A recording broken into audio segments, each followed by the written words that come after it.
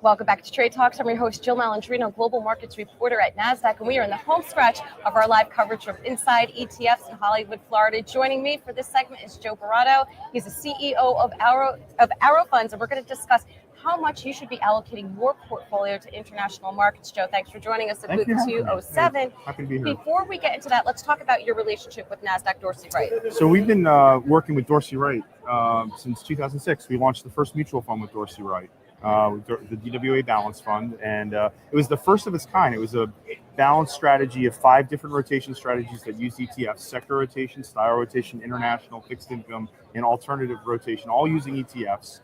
So it was our first endeavor to kind of really start working with Tom and his team, and now it's Nasdaq. So we started working with Nasdaq when they acquired the Dorsey Wright team. So we just have continued the innovation of working with them then, and it even goes back further. When I was with them at when I was at Ridex, we built a lot of products with Dorsey Wright there.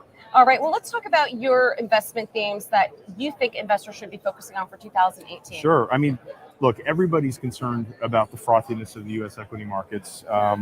From our perspective, we think there are 3 things that people should look closely at. They should look at the dollar, which is weakening.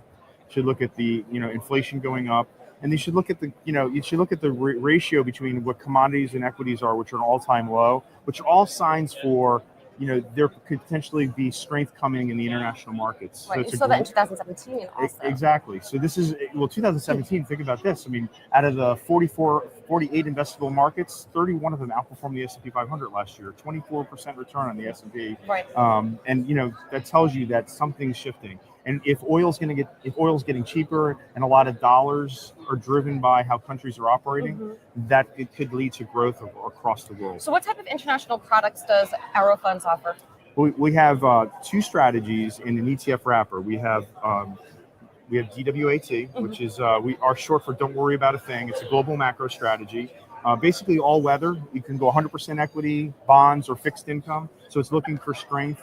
We've been running this with Dorsey Wright in a mutual fund wrapper and an ETF wrapper now for several years. It's outperformed a lot of global macro hedge fund strategies. And then we just launched a new strategy with them. It's a country rotation strategy. And I mentioned earlier the Dorsey Wright in the Balance Fund, we had a country rotation model. We went to Dorsey Wright and we said, look, we'd like to take this, put it into an ETF wrapper. We'd like to make it a little different. Instead of using ETFs, we'd like to expand the universe of countries. We have 41 countries, and then we're looking at the strongest performing countries relative to that universe of 41. And then inside those countries, buying the 10 strongest, securities inside those countries. So it's strength around the world and then strength within those countries. And to wrap up, how much should investors be allocating to international markets? That's a good question. I mean, what we tell folks to always look at what endowments are doing. And my favorite is looking at Yale. And Yale Investments has 31% of all their equities in international. It's been increasing every year for the last few years. So that's about 16% of their overall portfolio.